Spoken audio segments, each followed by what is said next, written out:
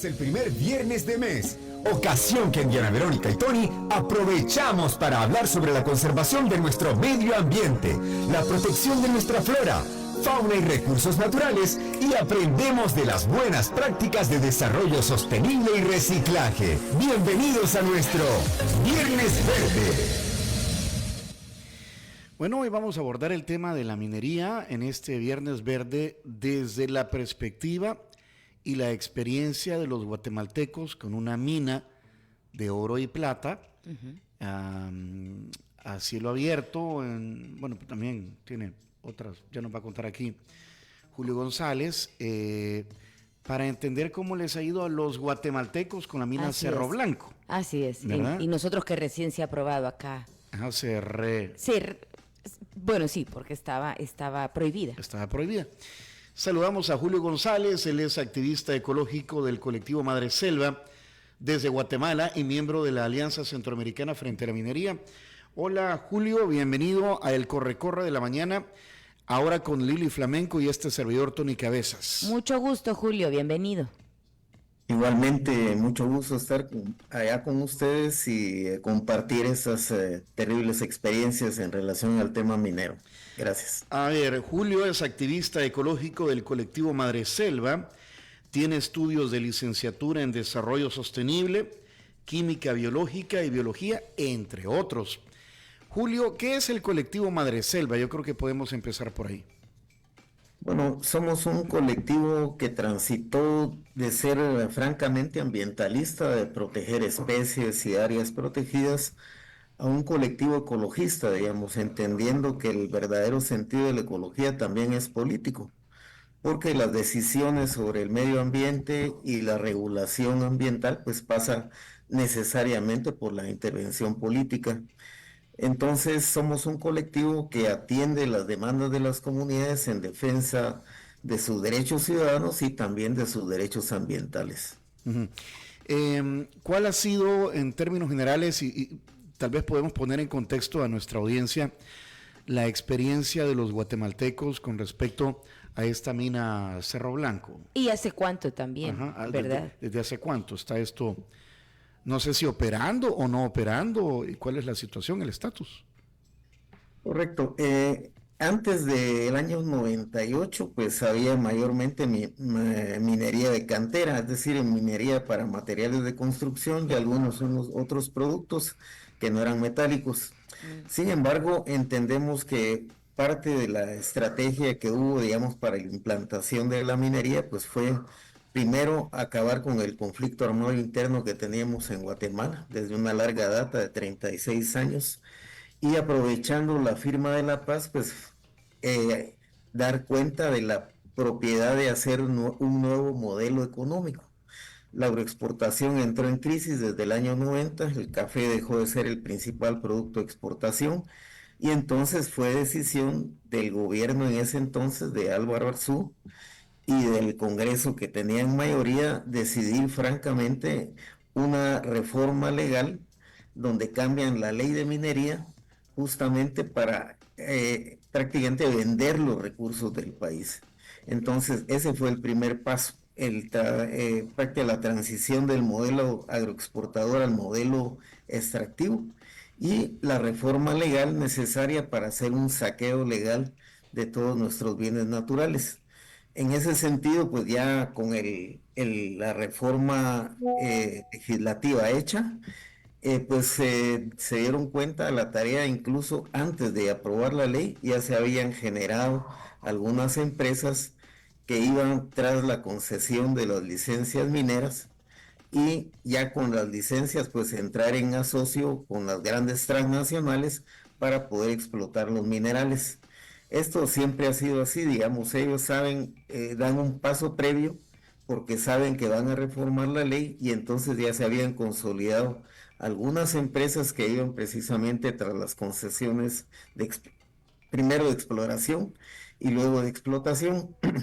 Aquí tenemos la experiencia con Entremares S.A., que fue la empresa que se adelantó y con información privilegiada a constituirse en una empresa minera y a partir de ahí, ya con las licencias en la mano, pues buscar a las empresas transnacionales para iniciar la explotación minera.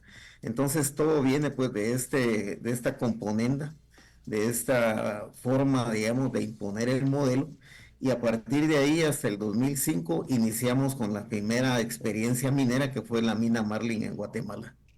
Uh-huh.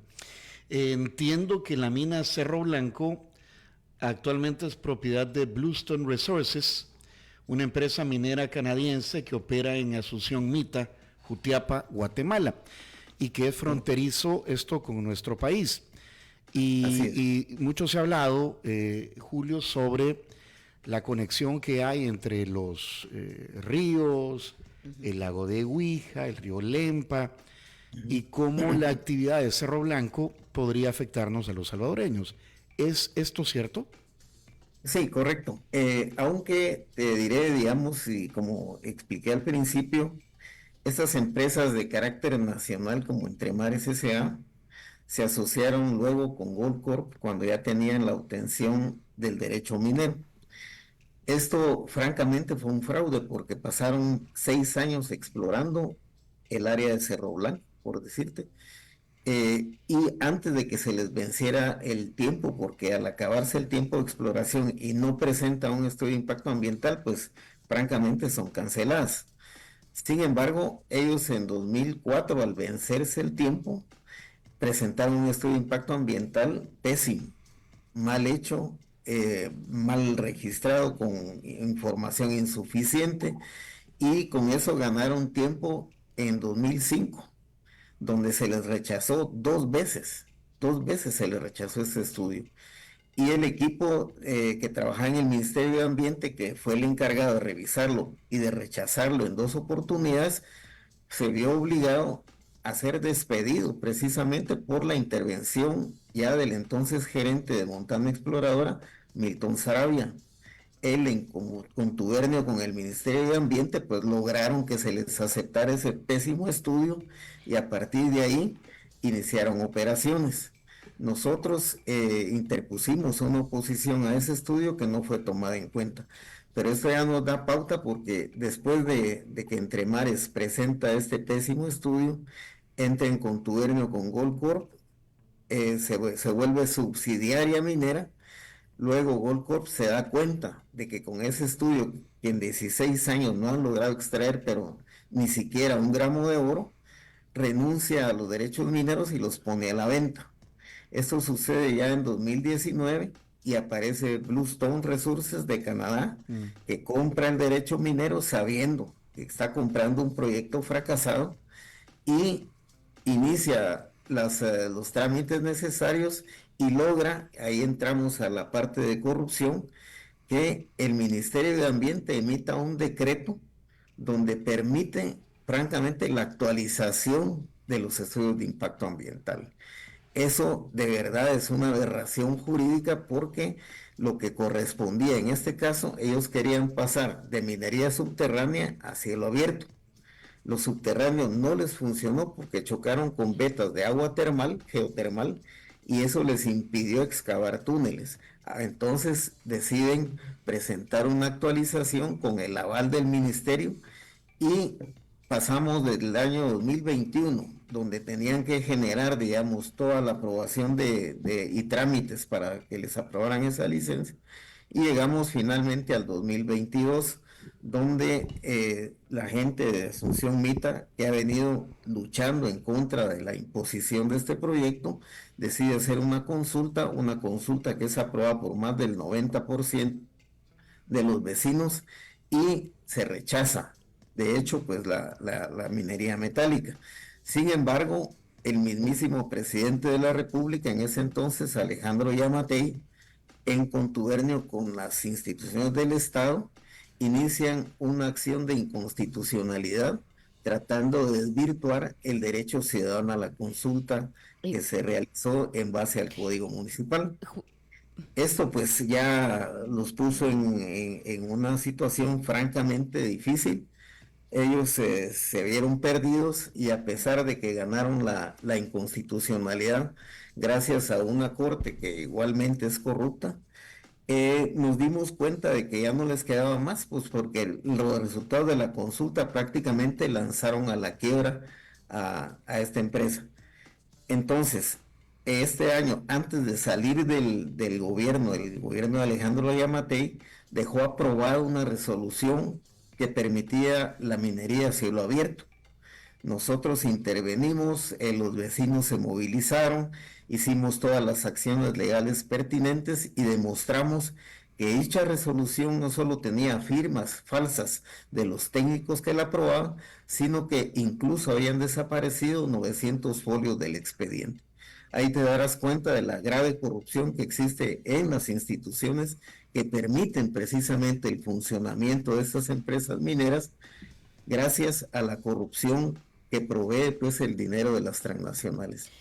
Ahora, en este momento, en la actualidad, Bluestone puso a la venta el derecho minero nuevamente y aparece otra empresa canadiense, Aura Minerals, de ingrata recordación, que fueron los causantes de la devastación en el Valle de Siria en Honduras y que ahora aparecen en Guatemala y quizás con la intención nuevamente de intentar corromper a la gente que está en los ministerios para que les aprueben ya sea un nuevo estudio de impacto ambiental o la continuidad de la licencia minera subterránea. Julio, quisiera interrumpirlo solo un momentito, pero sí. Es porque para entender un poco también sobre esta exploración de la que usted habla y tomando en cuenta pues que acá una vez más, ¿verdad? Después de muchos años se aprueba. ¿En qué consiste esta exploración? ¿Qué es lo que ocurre durante, sobre todo para obtener entonces un estudio que sí sea correcto y no como usted mencionaba del que se había entregado en Guatemala en ese entonces? Sí, porque ha hablado de sociedades, de concesiones, de permisos medioambientales. Ajá, y quizás hablar un poco desde el inicio de cómo es que funciona esto, ¿no? O sea, un montón de ires y venires, y dice que Cerro Blanco no ha logrado extraer nada. En medio de tantos años y tantos trámites y cosas y recursos y lucha. ¿Qué pasa en esa exploración? Pero sí hay contaminación o no hay, o sea, ¿qué pasa? Sí, miren, en Guatemala existen 3 tipos de licencias. Hay una que se llama de reconocimiento, que la incluyeron en esta ley que reformaron en el año 98. Esa licencia de reconocimiento permite extensiones de hasta 150 kilómetros cuadrados para explorar, ¿ah? Luego, ya que tienen esa concesión, pues bueno, van y empiezan a explorar todo el territorio para encontrar los yacimientos del mineral que es de su interés, sea oro, plata, antimonio, níquel, lo que sea. Y esa licencia de exploración vence cada 2 años. En 2 años tienen que monitorear si hubo avances, si han encontrado áreas específicas y empezar a hacer los trámites. Pero solo permite 2 prórrogas. En el caso de Cerro Blanco se agotaron las 3 prórrogas y al finalizar el tiempo era necesario que presentaran el estudio de impacto ambiental para decidir qué terreno, qué extensión de territorio iban a explorar. Entonces, el estudio de impacto ambiental es una herramienta de protección de derechos ciudadanos. ¿Por qué? Porque los estudios de impacto ambiental dan fe técnica y detallada de los graves impactos ambientales que se van a sufrir desde el momento de que inician las operaciones hasta el cierre y posteriores, porque los daños provocados por la minería no se ven a corto plazo, se ven a mediano y muy largo plazo. En ese sentido, pues, estos estudios tienen 2 componentes. El técnico, que lo realizan la gente especializada, la gente experta, que tiene que determinar con toda la veracidad y ética los impactos ambientales que van a haber sobre el agua, sobre el suelo, los impactos a la economía local, los impactos a la población, los impactos a la salud. Y eso es lo que la gente tiene que entender y comprender antes de dar su aprobación. Por eso, en el otorgamiento de licencias, aunque aparece implícito en la normativa ambiental, la realización de consultas públicas, pero no incluyen algo que nuestros gobiernos han firmado y ratificado en el convenio 169 de la OIT y en la misma Carta de Convención Americana, el derecho que tienen los ciudadanos a expresarse en torno a políticas y proyectos que se van a implementar en sus territorios. Y eso es lo necesario. Sin embargo, ellos evaden no solo la información a las comunidades, sino también obstaculizan y atacan el derecho de las comunidades a ser consultadas. Y eso es lo que ha generado la gran conflictividad socioambiental en Guatemala. ¿Hay hay algún tipo de exploración, no quisiera llamarle explotación, que sea responsable para los recursos, para nuestros recursos? Te respondo, ninguna empresa minera ha cumplido totalmente con estos derechos. Son derechos humanos y derechos que están establecidos en los convenios. En primer lugar, damos cuenta de un patrón de intervención de las empresas mineras en donde primero engañan a la gente con la compra de tierras. Le dicen que van a comprar tierras para poner un proyecto agrícola o alguna cuestión para hacerse primero del control del territorio. Luego que ya tienen el control del territorio, sin informarle a la gente, empiezan a meter maquinaria. La gente reacciona cuando ya ve el movimiento de tierra y ve que realmente no era lo que pretendía, ellos creían que iban a hacer. Y entonces empieza la conflictividad, porque te he de decir que dos encuestas que se han hecho a nivel de todo el país dan cuenta que la gente rechaza la minería. La última fue en 2014, la encuesta la realizó Sid Gallup y resultó que el 66-67% de la población rechazaba la minería. Quiere decir que si se quiere implementar un tipo de proyecto minero, se está haciendo en contra de la voluntad de la gente. Y la gente lo que defiende es su seguridad ambiental, sus bienes naturales, su territorio, su cultura, sus costumbres y tradiciones. Y entonces eso choca, porque ningún proyecto en Guatemala ha cumplido con esa situación. Y por esa razón hay 4 grandes proyectos suspendidos legalmente por no haber cumplido con el derecho a la información y consulta a las comunidades. CGN, que es Solway Pronico, en el lago de Izabal, en el Estor. Progreso 7 Derivada, una mina de oro, La Puya, que está en el departamento de Guatemala. Está también Tajo Resources, Pan American Silver, que es la nueva dueña de este proyecto, del proyecto El Escobal en Santa Rosa, y Cerro Blanco en Guatemala, que en Cerro Blanco, a pesar de que han estado operando, no han extraído, como te repito, ni un gramo de oro por ese pésimo estudio que les fue aprobado en 2007. Pero aquí hay algo que no me cuaja, Julio, porque, explorar la actividad, o sea, ¿cómo es posible que gasten tanto si no han sacado, como usted dice, ni un gramo de oro? O sea, ¿cómo es que invierten tanto maquinaria? ¿Cuál es el potencial o la importancia entonces? Ajá, o sea, ¿por qué seguir adelante si no? Yo no veo que sea un negocio rentable como negocio, pues. Eso les hemos dicho varias veces. Sin entrar en temas ambientales, incluso. Sí, pero tiene una razón. Mira, en la Bolsa de Valores de Canadá, digamos, el hecho de que salga una de estas empresas que ya tienen una larga data a anunciar que son propietarios de la mina de oro o de plata más grande del continente, lo que atrae es la codicia de los inversores. Y entonces esta empresa, cada cuanto ya ha anunciado y lo publican en sus páginas web, de que tienen las licencias, que tienen el aval de la población, que la gente está contenta y que el gobierno es prominero. Con esas mentiras, lo que llaman es la atención de los inversionistas. Y créeme, digamos, solo en el tema de la realización de la consulta que hubo en Asunción Mita Jutiapa, donde está la mina Cerro Blanco, cuando se ganó la consulta, el precio de las acciones cayó de un 60 a un 30%, solo en un día. Y cada vez ellos necesitan meter otra mentira para levantar el interés, y desde luego los inversionistas en un día pueden mover hasta 500 millones de dólares. De alguna manera, perdón, de alguna manera también se dice de que parte del potencial también es como para cambiar la economía o el desarrollo, pues, de un país. En el caso de Guatemala, ¿cuánto ha sido la producción?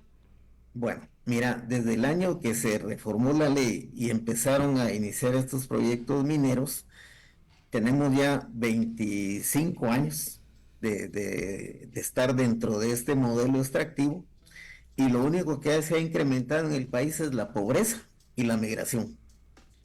La pobreza, de cada 10 guatemaltecos, 7 son pobres, y de ellos 4 extremadamente pobres. ¿Cómo cambió la economía? De ninguna manera. Acuérdate que la regalía que le O sea, tiene que estamos pagar hablando de la esta persona- economía, de esta Sí, pobreza, sí. de cómo ha caído, pero por otros factores, ¿verdad? No por todo, porque el modelo extractivo se implementó a partir de la minería, la Ok. utilización de los ríos para generar energía eléctrica, y de la expansión de los monocultivos de caña y palma aceitera, que son conocidos como agrocombustibles. Esas son las 3 patas del modelo. Y todo eso no ha contribuido pues a levantar o a desarrollar el país. Sumado también, y eso sí hay que decir, y tú tienes toda la razón, a la corrupción que existe en los gobiernos que alimentan este sistema. Ujú. Le repito un poco una pregunta que le hice hace unos minutos. Eh, Asunción Mita está en el departamento de Jutiapa, en Guatemala, a unos 14 kilómetros de la frontera con El Salvador. Está como en el Triángulo Norte, ahí están las esquinas de Honduras, Guatemala y El Salvador. Sí. Esta región es una zona ecológicamente sensible compartida por los 3 países. Es una reserva de la biosfera transfronteriza Fraternidad Trifinio, que abarca el río Ostúa, que desemboca en el lago de Huija y que a su vez desemboca en el río Lempa, que es la fuente de más del 60% del agua utilizable en El Salvador. Sí. Si no han sacado ni un gramo de oro, la sola actividad exploratoria genera impacto al medio ambiente. Totalmente. Y te sé decir 2 cosas. Uno, la zona del Salvador y Guatemala, que toca también la parte del Trifinio, es una zona identificada a nivel mundial como una zona que tiene un alto contenido de arsénico en forma natural. Por la geotermia. Es natural, ahí estamos. Tiene alrededor de 0.7%. En esa concentración, solo el hecho de aprobar minería es una aprobación francamente criminal, porque se sabe que ahí el movimiento de tierras va a generar, digamos, un alza de la presencia de arsénico en el aire, en el suelo y desde luego en el agua. Y eso es lo que nosotros hemos venido monitoreando durante más de 10 años. De hecho, tenemos 2 estudios realizados por nosotros donde identificamos no solo la contaminación de las quebradas que bajan de la parte alta de la mina hacia el río Ostúa y de ahí drenan hacia el río Lempa. Ese es un monitoreo constante. Y eso desde que iniciaron ellos a extraer y a profundizar los túneles, ese material que queda expuesto al aire y al medio ambiente, pues simplemente es una gran cantidad de arsénico la que se está virtiendo a las cuencas de los ríos. Sin embargo, pues esto ha sido negado en varias oportunidades, aunque tenemos los datos. Han habido organizaciones también del lado salvadoreño que han monitoreado esta presencia, y eso se alargó precisamente desde el 2010 hasta el 2015. Ya en el 2015 empezó una problemática ahí a nivel de trámites, en donde empezaron a vender los derechos mineros y dejaron las operaciones. Y te he de decir que por lo menos el tiempo en que estuvieron inactivos, porque ellos lo que hacían era sacar el agua geotermal del interior de la mina, lo sacaban a la superficie, lo ponían según ellos a enfriar en un clima que en el de Mita no baja de los 30 grados, nunca se había enfriado, tenían que inyectarle algún refrigerante, y después, a expensas de todas las críticas que tuvieron, necesariamente pasarlo por una planta de tratamiento para eliminar el arsénico. Nosotros las mediciones las hacíamos en las aguas que ellos sacaban de los embalses y la lanzaban al río. Y tenemos los datos de la alta contaminación de arsénico que se provocó durante el tiempo que esta mina estuvo sacando agua geotermal. Entonces, los daños ambientales son fuertes. Incluso hicimos una medición de la presencia de arsénico en ex trabajadores de la mina, donde nos arrojaba ya una proporción leve, pero ya en alza, digamos, de arsénico dentro del cuerpo de las personas que trabajaron en la mina. Esto es una situación francamente preocupante, porque ahí lo que se da es una enfermedad que se llama hidroarsenicismo endémico crónico. Las siglas son ACRE con H, y esta enfermedad se hace presente en lugares donde hay minería y donde hubo minería y donde probablemente se va a dar después de que haya intervención minera. Y es que, ¿qué pasa justo ahorita que habla ya de la salud, el impacto al medio ambiente? ¿Qué pasa con esta población que está alrededor? Es decir, está la opción de reubicarlos, aunque vaya, no es fácil decirle a alguien, ya no va a vivir aquí, ¿verdad? Pero ¿qué pasa con esta gente? Y también si hay estadísticas de estos casos, si se incrementan, ¿qué otro tipo de enfermedades hay también?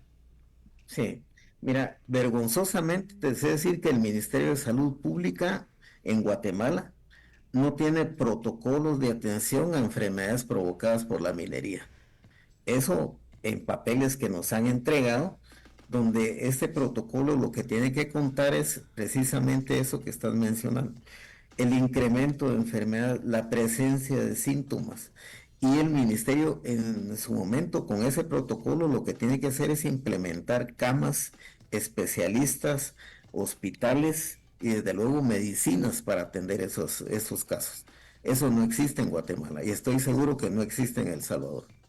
Por lo mismo, ¿cómo es posible que se aprueben estos proyectos sin tomar en cuenta los daños que se van a provocar a futuro a las nuevas generaciones? La presencia de metales pesados en el agua es dañina en todo sentido. Y ahí no estamos hablando solo de arsénico, estamos hablando de plomo, estamos hablando de bromo, estamos hablando de varios metales que están ahí incrustados, digamos, en la roca, que al molerla liberan estos materiales y el agua, que es el solvente universal por naturaleza, pues los absorbe y los incorpora precisamente a sus cauces de agua. ¿En cuánto tiempo se refleja esto? Lo que refleja es de que definitivamente no hay minería responsable, nunca la ha habido. Ellos, su intención es llegar a extraer el material de interés y después irse y dejar los ares o los escombros, ¿no? Así tal como los encontraron. Mira, hay una situación que nosotros la vivimos mucho, los que vivimos en nuestra época de cine dorado. En las películas de vaqueros siempre aparecía un pueblo fantasma. Y esos pueblos fantasmas son reales. ¿Qué pasaba? Con la fiebre del oro que hicieron para repoblar, digamos, toda la parte de California, Alaska, que necesitaban presencia, digamos, en la época en que le quitaron los territorios a México. Esa fiebre del oro llevaba a la gente con esa intención, buscar oro. Y encontraba a alguien que decía que hay un filón y se metían y empezaban a hacer túneles. Para hacer túneles necesitaban madera para hacer los soportes. Acabaron con los bosques. Y después, para lavar el oro y hacer toda la forma de extracción, necesitaban agua. Al acabar con los bosques, se quedaron sin agua. Y ahí estaba la mina, y aunque todavía tenía material, ya era imposible la vida sin el elemento esencial que es el agua. Por eso abandonaban los pueblos. Y esos pueblos existen. Julio. Está la mina Real de 14 en México, Cananea y otras tantas en Perú. Eso quiere decir que la codicia mata. Julio, vaya, pero ¿cómo hacen países como Canadá, en Australia, acabas de mencionar Perú? No hay, mi pregunta es si no existe ahora con la modernidad métodos que no generen tanto impacto o que no generen impacto en el medio ambiente y que permitan la actividad minera sin contaminar. O sea, no hay nuevos métodos de tratamiento del agua y todo esto. Mira, es imposible. Ellos dicen de que se va a reciclar el agua, pero el agua tiene límites, ¿no? Pero en todo caso, digamos, te menciono un par de casos. Canadá y la EPA en Estados Unidos levantaron una normativa tan fuerte, digamos, que no les permitiría hacer minería de la forma que lo hacen en terceros países, ¿ya? En este sentido, hay dos cosas que son correspondientes a lo que me preguntabas. Tanto Perú como Canadá y Estados Unidos tienen amplias y a grandes extensiones de territorio donde se puede hacer minería y no hay nadie alrededor. Es decir, nadie les dice nada. Pero en países como el nuestro, y me pongo a pensar en los hermanos del Salvador, un país tan pequeño, agua dependiente de Guatemala y de Honduras, porque todo el agua que viene en su mayoría viene de los caudales del río Lempa, que nace en Guatemala, o el río Ostúa, que también nace en Guatemala y drena en el lago de Huija, y otros ríos que vienen de la parte norte. Entonces, si francamente el país es tan pequeño, no dispone de agua suficiente para su población y además tiene una densidad poblacional alta. Eso es todo lo contrario de los países mineros. Mencionabas a Australia, pues sí, es un continente. Perú tiene, ahí caben 2 o 3 veces o 4 El Salvador. Entonces yo creo que en ese sentido lo que deben hacer los políticos de manera racional es entender que hay países donde la minería no es viable, no es un requerimiento para la vida. Por ahí dicen que también, pues sí, que durante ese proceso también genera empleo, una vez más, lo del desarrollo, porque es lo que se ha mencionado bastante, y sobre todo lo de generar empleo. Sí, ese es un canto de sirena, mira, ese es pan para hoy y hambre para mañana. Después de la minería, ¿qué queda? Que eran suelos francamente estériles, ¿sí? Agua contaminada y para siempre, porque el agua que se contamina ya deja, digamos, diques de colas con alta presencia de cianuro u otros detergentes o mercurio, y eso no se elimina fácilmente. ¿Qué es un dique de cola? Un dique de colas es donde queda el agua que utilizaron para hacer lixiviación. Acuérdate que trituran la piedra, de ahí le tienen que hacer aspersiones con cianuro presente para atrapar las pequeñas partículas de oro. Ahí es una gran cantidad de agua. Estamos hablando en los estudios de impacto ambiental que yo he visto en Guatemala, son alrededor de 60 galones de agua por minuto el requerimiento que tiene una minera para trabajar la lixiviación, ¿ya? Y al final se van y dejan esas grandes lagunas de agua contaminada esperando que o se evaporen, pero lo más seguro es que se infiltran a las capas más profundas de la tierra y contaminan también el agua subterránea. ¿Ha pasado en Guatemala? Ha pasado con la mina Marley, sí. Y de hecho, digamos, es la minería a cielo abierto la peor, porque ahí lo que te dejan es un cráter que se tiene que llenar con el transcurso del tiempo, y según el último estudio que presentaron estos de la empresa Bluestone, ese cráter de más o menos 1200 metros de diámetro y 360 de profundidad, 600 eran más o menos el ancho del cráter. Eso lo que va a llenarse va a ser en un periodo de 36 años. Y el agua que quede ahí, pues no va a ser agua donde te puedas ir a bañar, ¿no? O puedas meter ahí terapias o alguna cosa para generar vida. Ahí no puede subsistir ningún ser vivo. Yo quería preguntar esa es la herencia. Que bueno, como todo va cambiando también, ¿verdad? Evolucionando, ¿cómo se lleva la minería actual? Es decir, si es otro tipo de tecnología, no lo sé, y sobre todo porque entiendo que hay una nueva normativa que prohíbe el uso del mercurio, que pues es uno de los... Usted acaba de decir que Canadá, y para abonar a la pregunta de Lili, Canadá sí tiene regulaciones que no utilizan las mineras en terceros países. Ajá. ¿En Sí. Canadá pasa lo mismo? Mira, Canadá tenía una amarga experiencia en el tema minero y eso fue justamente una disposición gubernativa a partir de un señor, Marc Lalonde, se llama, que primero fue ministro de Salud y después lo pusieron de ministro de Energía y Minas, el equivalente. Este señor se dio cuenta claramente del daño que iba a tener la salud de la población a futuro y por lo tanto elevaron las restricciones. Igual hizo la EPA en Estados Unidos, porque era muy fácil que una minera empezara a trabajar y después se declaraba en quiebra y el costo de la mitigación del daño le tocaba al gobierno, ¿no?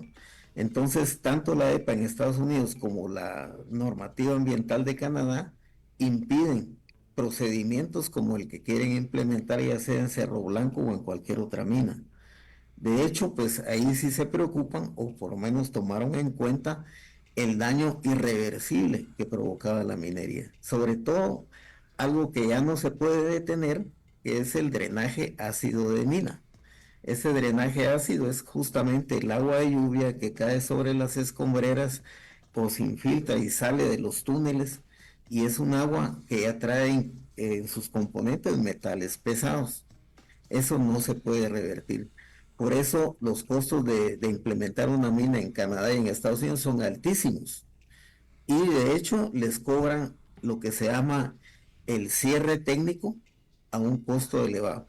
Por decirte algo, el, el, la fianza de garantía que se les cobra a las mineras para que cuando se vayan ese dinero quede para reparar daños es una risa en Guatemala. De verdad, a nosotros nos dejaron por Cerro Blanco la fianza de garantía de 3 millones de quetzales. Un experto minero que también estuvo en El Salvador y conoció las experiencias de San Sebastián y abonó, digamos, en el conocimiento de estas normativas, el ingeniero Rob Robinson, que hizo un estudio del estudio de impacto ambiental de Guatemala. Él decía claramente que la reparación del daño ambiental que iba a dejar esta mina en Guatemala ascendía a la cantidad de 95 millones de dólares. ¿Por qué? Porque se tenían que dejar plantas de tratamiento de por vida en los túneles que ellos iban a construir. Esa es la opinión de un experto. Y entonces, en ese sentido, creo que en nuestros países falta mucho por conocer y sobre todo que hayan profesionales con ética para entender que con estos datos es imposible aceptar que haya minería en nuestros países. Sigo sin entender cuál es el negocio para Bluestone Resources tener esa mina ahí en Cerro Blanco.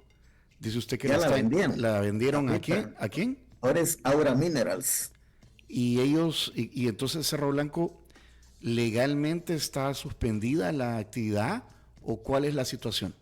Por el momento sí, hasta que hagan el trámite correspondiente y presenten. Ahí sí tendría que ser un nuevo estudio de impacto ambiental, que desde luego lo que van a querer hacer minería a cielo abierto, porque ya solamente les quedan 5 años del vencimiento de la licencia de explotación que les fue otorgada en 2007. Uh-huh. ¿Y cuál es la posición del gobierno de Bernardo Arévalo? En eso estamos.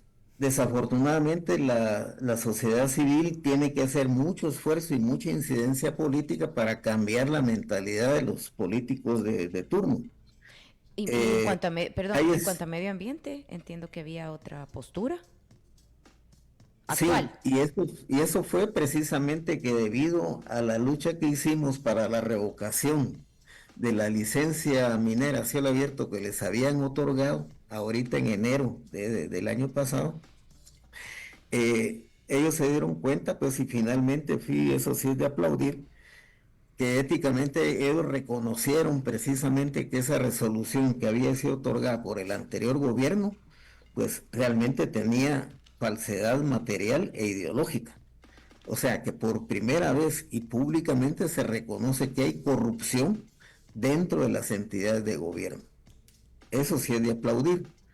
Pero hemos estado insistiendo en la necesidad de la reforma de los reglamentos sobre todo los reglamentos del Ministerio del Medio Ambiente, para que incluyan dos cosas que son vitales.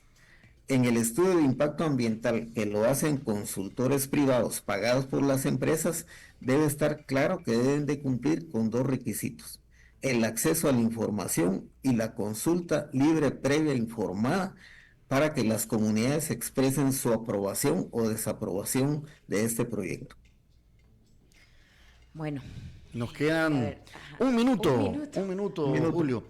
Sí, solo un comentario extra, digamos. No le pedimos antecedentes penales, policíacos a las empresas que vienen a nuestros países. Es una gran cantidad de delincuentes, son empresas delincuentes. En el caso de Bluestone, nosotros dimos a conocer que Jan Lundin, el dueño de la empresa Bluestone de Canadá, tiene un juicio pendiente por delitos de lesa humanidad que cometió en Sudán del Sur.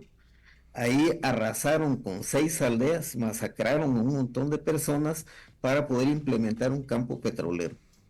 Ese es los datos que habríamos de un currículum vitae de estas empresas para saber la cantidad y la capacidad que tienen de desarrollar proyectos con ética, con responsabilidad y sobre todo con la verdad.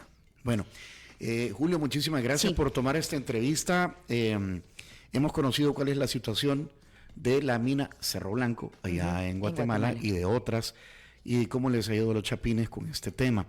Vamos a ver cómo nos va a nosotros, porque pues la ley ahorita está abierta y es vigente. Muchísimas gracias, Julio. Sabemos que recién te operaron de los ojos y has hecho un esfuerzo importante por estar viendo la pantalla esta mañana. Sí. Bueno, muchísimas gracias y que esté muy bien. Bueno, muchas gracias a ustedes y nuestros mejores deseos para nuestros hermanos salvadoreños. Seguimos en la lucha para detener este proyecto de muerte que es Cerro Blanco. Bueno, hasta luego. Entonces, Julio, desde Guatemala. Si quieren volver a escuchar esa entrevista, atención a lo siguiente. Si quieres volver a escuchar esta entrevista, ingresa a 360podcast.sb, el primer hub de podcasteros salvadoreños. Sigue a Diana Verónica y Tony la entrevista en Spotify, Apple Podcasts, Amazon Music, YouTube Music o TuneIn.